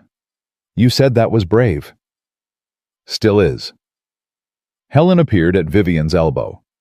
"They're ready. Richard's already inside. 2 of his attorneys and a forensic accountant, which suggests he's going to make a play on the financial transaction angle." She looked at Nathan. "You'll be called as a witness. Stick to what we rehearsed, honest and specific. Dates, details, feelings. The judge wants to hear a human story, not a business case." Nathan nodded. He looked at Vivian. "Whatever happens in there," he said. "I know," she said. They went in. The hearing lasted 4 hours. Richard's attorneys were skilled, the kind of lawyers who were good enough to make reasonable things sound suspicious and suspicious things sound outrageous. They laid out their timeline with precision: the consultant service, the candidate list, the 48-hour window between Vivian's first visit and the courthouse. They introduced financial records showing the original terms of the agreement, the mortgage payment, the college fund, the monthly retainer. The judge, a measured woman named Elaine Forsyth, who looked like she had heard every variation of every story and was interested in truth rather than performance, listened without expression. Richard took the stand. He was composed and careful. He acknowledged Vivian's capabilities, qualified every compliment, and built his argument methodically that the marriage was a financial instrument dressed as a relationship, that the timeline made genuine love impossible, and that the will's intent to ensure Vivian was supported by a true partner was being circumvented rather than honored. He was good. Nathan gave him that sitting in his chair with his hands on his knees watching. Then Vivian took the stand. She wheeled to the witness area, and positioned herself with the same quiet competence she brought to everything, and she looked at Helen, and Helen began. Nathan watched Vivian answer questions. She was controlled, precise, honest. She didn't oversell. When Helen asked about the original terms of the agreement, Vivian confirmed them without apology. Yes, she'd used a consultant. Yes, there were financial arrangements. Yes, the timeline was urgent. "And how would you describe the marriage today?" Helen asked. Vivian paused. Not because she didn't know the answer, Nathan could see that. Because she was deciding how much of the real answer to give in a courtroom, in front of a judge, in front of Richard, in front of people who were watching her. She looked at Nathan. He looked back at her. "Real," she said. "I'd describe it as real." She turned back to Helen. "I came to Nathan Cross because I needed something specific and practical. I won't pretend otherwise. But what I found when I got there..." She stopped, started again. "He has a daughter named Lily. She's 8. She lost her mother at 5. She has a way of looking at her father to make sure he's still there. And when I watched her do that, and when I watched Nathan see her do it, and understand what it meant, and just stay, I understood that I'd found someone whose entire life was organized around not leaving the people who needed him." She was still looking at Helen, but her voice had gone somewhere more private. "I spent my whole life trying not to need anyone. It was the thing I was proudest of. And then I sat in his kitchen and realized I was exhausted by it. And he didn't ask me to be different. He just made room." The courtroom was very quiet. "Ms. Ashford," Helen said, "do you love your husband?" The pause was brief. "Yes," Vivian said. "I do." It was the first time she'd said it. Nathan felt it land somewhere in the center of his chest and stay there. Richard's attorney stood for cross-examination. He pushed on the timeline, on the financial terms, on the speed of the marriage. Vivian answered every question with the same steady clarity. She didn't get flustered. She didn't get defensive. When he asked whether it was possible to genuinely love someone she'd known for less than 2 weeks, she said, "I've known people for 20 years I've never loved. I don't think time is the variable." Nathan took the stand after her. He answered Helen's questions the same way he'd answered everything in his life, plainly, without embellishment, without apology. He talked about the morning Vivian came to his gate, about the kitchen table, about the kiss that had been a test they'd both been surprised to pass. He talked about Lily doing fractions about Vivian on the porch roof Saturday, about the phone call with Richard in the hardware store parking lot, and what it had made him feel. "What did it make you feel?" Helen asked. "Protective," he said. "Not of my position or my money, of her, of what she was doing and why she was doing it." He looked at his hands for a moment. "My wife died 3 years ago. After that, I told myself the most important thing was to keep the world stable for my daughter. That's all I was trying to do. That's all. I was a man trying to hold something steady." He looked up. "And then this woman drove up my road in a car I couldn't afford in 10 years and asked me for something I didn't think I had anymore. And it turned out I did." The courtroom was quiet. Richard's attorney was briefer with Nathan. He focused on the financial arrangement, trying to characterize it as payment for services. Nathan looked at him steadily and said, "If someone offered to pay your mortgage in exchange for marrying them, and you married them anyway and then fell in love with them, does the mortgage make the love false?" The attorney moved on. Judge Forsyth called a 30-minute recess before delivering her findings. Nathan and Vivian sat together in the hallway. Helen was on her phone. The associates were reviewing documents. Richard stood 20 feet away with his attorneys speaking quietly, and he did not look at them. Vivian was very still. Nathan put his hand on her armrest. She looked down at it, then up at him. "Whatever she decides," Vivian said. "Whatever she decides," he agreed. "I meant what I said in there," she said. He looked at her. "I know you did. You don't say things you don't mean." She held his eyes. "Do you—" She stopped, started again. "I know this isn't the place." "Yes," he said. She blinked.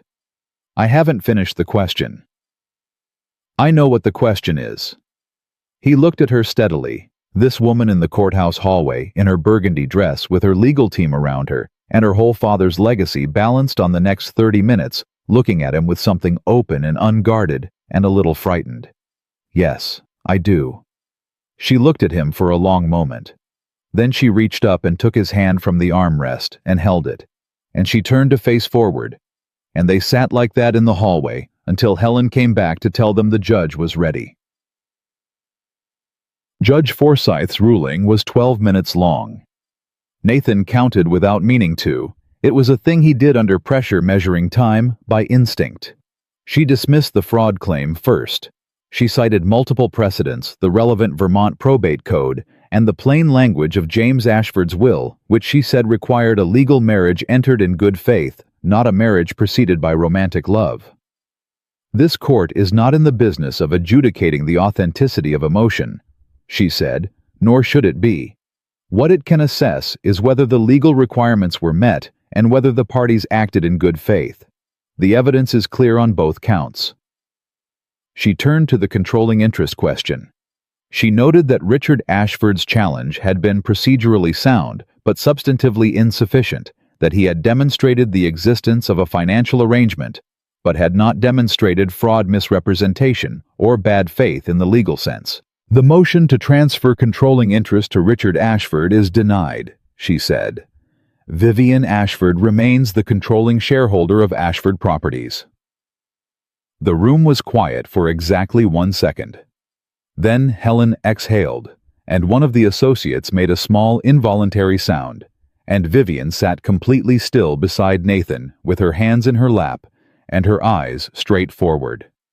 He waited. She turned to him. Her face was composed as always, but her eyes, he knew her eyes now well enough to read them the way he read the farm in early morning. Her eyes were full. "Okay," she said. "Just that. Okay." He reached over and took her hand again, and she let him, and that was enough. Across the room, Richard Ashford stood, buttoned his jacket, and spoke briefly to his attorneys. Then he looked across at Vivian. He held her gaze for a moment.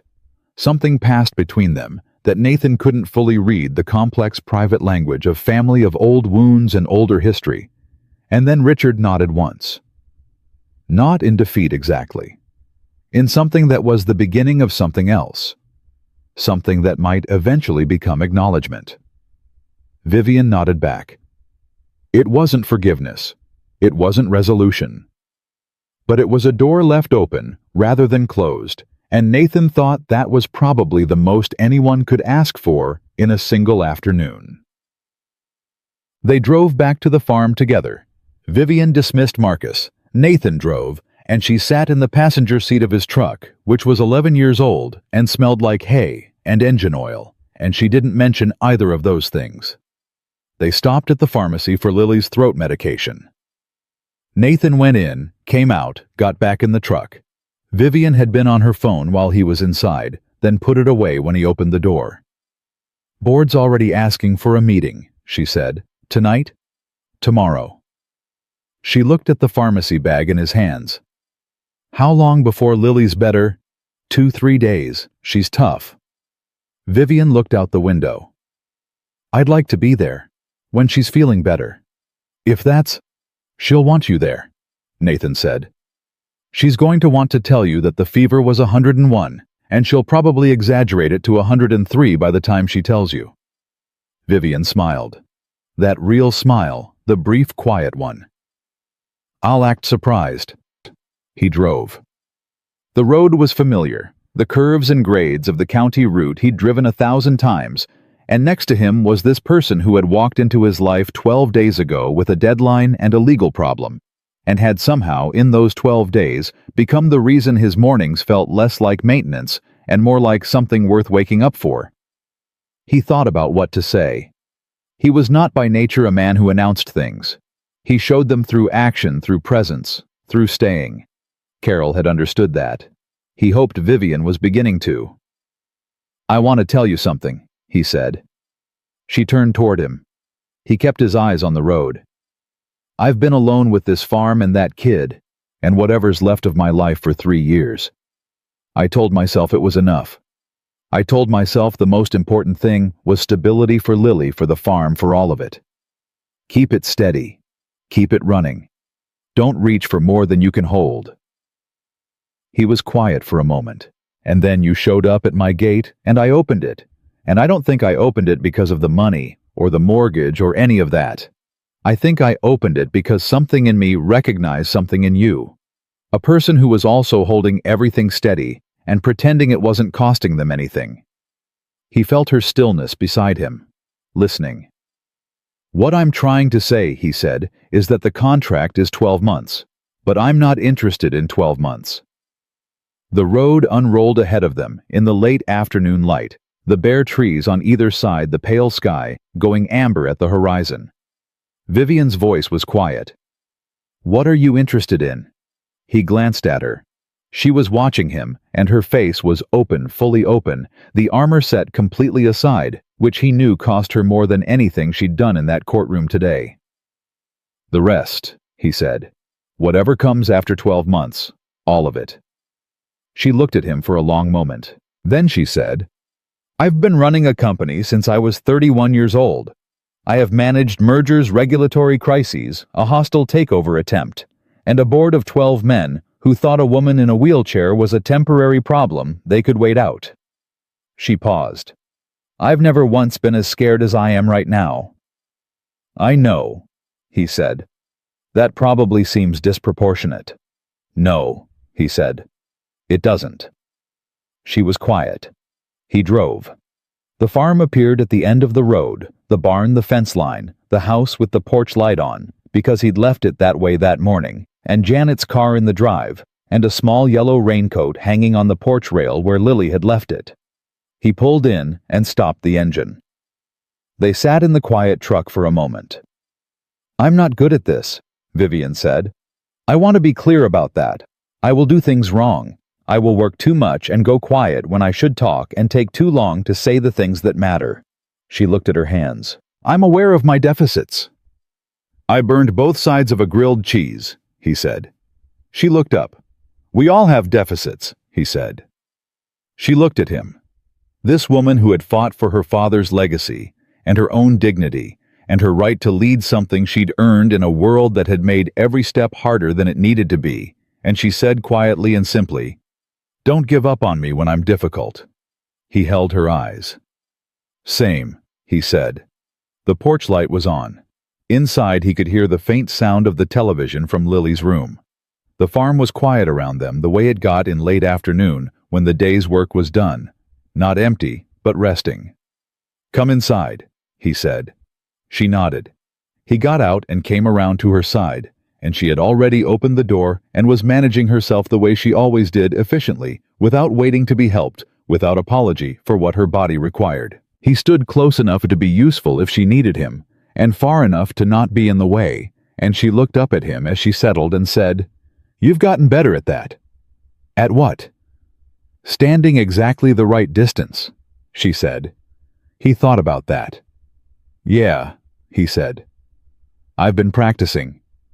They went inside. Lily heard them from her room and called out, her voice hoarse and slightly more dramatic than strictly necessary. Dad, is that Viv? Nathan looked at Vivian. Vivian called back, It's me. Your dad says you have a fever. 103, Lily called. Nathan raised an eyebrow. Vivian pressed her lips together to keep from smiling. She looked at him and said very quietly, Shocked. He shook his head. He went to the bottom of the stairs. It was 101 this morning, Bug, and you know it. It got worse. It got better, actually. Janet told me. A pause. 101.5. Get some rest. We'll come up in a minute. He came back to this kitchen. Janet was already at the door, coat on, giving him the quiet nod that meant she's okay, she's just milking it, which he confirmed with a nod back. Janet left with the particular satisfied manner of a woman who had done a good thing and didn't need to make a speech about it. The kitchen was warm. The light was on. There was a pot on the stove. Janet had made soup because Janet was the kind of person who made soup. Nathan picked up the pharmacy bag and started opening Lily's medication, reading the dosage label with the focused attention of a parent who has learned to double-check. Behind him, he heard Vivian move to the counter and fill the kettle for tea unprompted because she'd been here enough times now to know where things were. That was the thing. She knew where things were. He looked around his kitchen, the refrigerator with Carol's photo and the sunflower magnet. The crack in the wall tile he kept meaning to fix, the window above the sink that looked out at the barn, the old table where so much had now happened that it felt like its own kind of history. This was his life. This specific, imperfect, hand-built life. And it had room in it. He hadn't known that 3 weeks ago. He'd thought it was full of the weight of what he'd lost and the work of holding on. He hadn't known that what looks full from the outside sometimes has a space in it you couldn't see until the right person walked through the door and fit into it so naturally you couldn't remember the room without them. Vivian set 2 mugs on the counter. She looked at him. He looked at her. Neither of them said anything because some things don't need saying, especially between people who have learned to read each other across a kitchen table, across a courthouse hallway, across the particular silence of a cold Vermont night on a porch. Later, they went upstairs together and sat on the edge of Lily's bed while she told them about her day in elaborate and mostly honest detail, her voice raspy and her cheeks still flushed, and Vivian listened with the same focused patience she'd given the fractions and the recipe and every other thing Lily had brought to her, and Lily talked until she ran out of energy and her eyes went heavy and she said, half asleep already, "Will you be here tomorrow, Viv?" A pause. "Yes," Vivian said. "I'll be here tomorrow." Lily was asleep inside of 2 minutes. They stood in the hallway. Nathan pulled Lily's door almost closed. The house was quiet. Vivian looked at him, and he looked at her, and there was nothing complicated in it. Not the contract, not the company, not the 12 months, not the hearing or the courtroom, or any of the things that had brought them to this particular hallway on this particular evening. Just 2 people standing in the quiet of a life they were building, without a blueprint, one day at a time, from the only materials they had, honesty and patience, and the stubborn, ordinary refusal to let go of something real. He reached out and took her hand. She held on. And that was the whole of it. Not perfect, not finished, not without the hard days still ahead. But real. Completely, unmistakably, irrevocably real. In the end, that was the only thing that had ever mattered. It was the only thing that ever does.